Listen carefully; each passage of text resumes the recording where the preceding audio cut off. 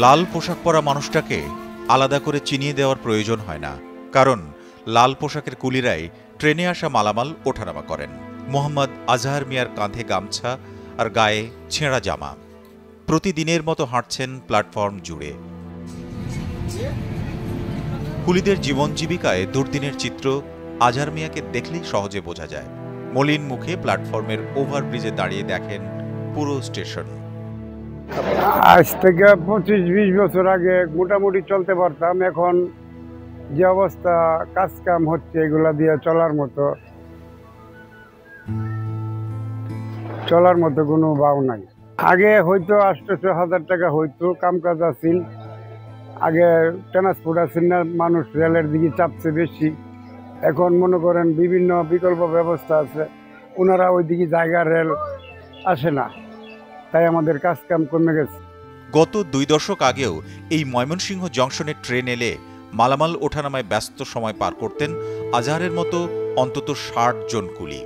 কিন্তু সেই ব্যস্ততা এখন শুধুই অতীত। রেলপথে মালামাল পরিবহনের সঙ্গে যাত্রীদেরও কুলি নির্ভরতা কমেছে উল্লেখযোগ্যভাবে। ফলে কুলিরা পেশা বদল করছেন। তবু কিছু কুলি আদি পেশা আঁকড়ে চাতকের মতো অপেক্ষায় থাকেন, কখন ট্রেন আসবে, মালামাল ওঠানামা করাবেন সেই অপেক্ষায়।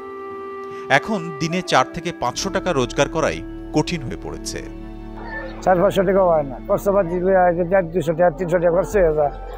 বাচ্চাত খায় পোষানো, তো কাম কাজ না পারে আছে আর কি, এত বছর কষ্ট করে।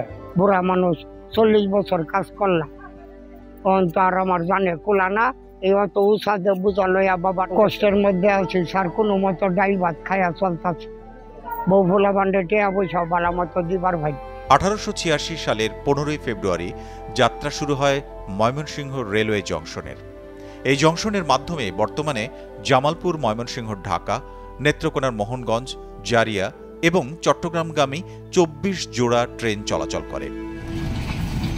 ইঞ্জিন সংকটের কারণে গত মাসে 4 জোড়া ট্রেন এবং 2021 সালে আরও 4 জোড়া লোকাল ট্রেন বন্ধ হয়ে যায়। ফলে কুলিদের সংকট আরও বেড়েছে।